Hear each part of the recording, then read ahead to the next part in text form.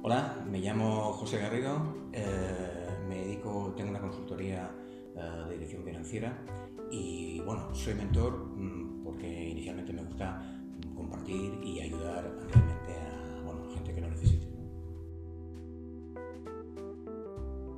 Bueno, ser mentor, la verdad es que las ventajas de ser mentor para mí son muy importantes porque realmente al final aprendes mucho, ¿no? Es decir, yo considero que el tener una persona a la cual tú puedes compartir sus ideas, a nivel empresarial, evidentemente, o a nivel de emprendimiento, pues bueno, compartes y aprendes, ¿no? Yo creo que son dos palabras bastante importantes a la hora de mentorizar, ¿no?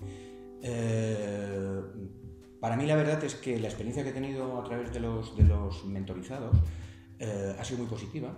He aprendido mucho de ellos. Realmente al final me han dado mucho feedback de una idea de negocio que a lo mejor yo nunca, por mi propia experiencia, nunca había llegado a ello.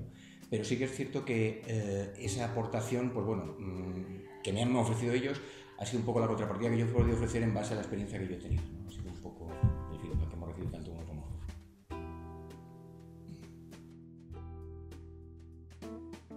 Lo que sí creo es que actualmente en el mundo, y especialmente en el mundo de la emprendeduría o de las empresas pequeñitas que acaban de nacer, ¿no? Pymes pequeñas, sí que es cierto el tener un mentor, yo creo que es una ventaja, ¿no? Es decir, tú le ofreces la experiencia profesional tuya, ¿no? A cambio, evidentemente, de que te escuchen, de que compartan y de que se involucren en el asunto que a ellos les tenga de mano, ¿no? Bueno, para mí el haber tenido posiblemente personas o perfiles que en un momento determinado me han podido ayudar, no sé si era la figura del mentor o no, ¿no? Pero sí que eran ciertas personas con las cuales pues, bueno, la confianza en la empresa y en el quehacer diario me ha ayudado muchísimo. Eso es lo que intentamos hacer, evidentemente, cuando mentorizamos, ¿no? Es decir, apoyar, creer en la idea de negocio, implicarnos con la idea de negocio del mentorizado y, evidentemente, pues ayudarle en lo que podamos.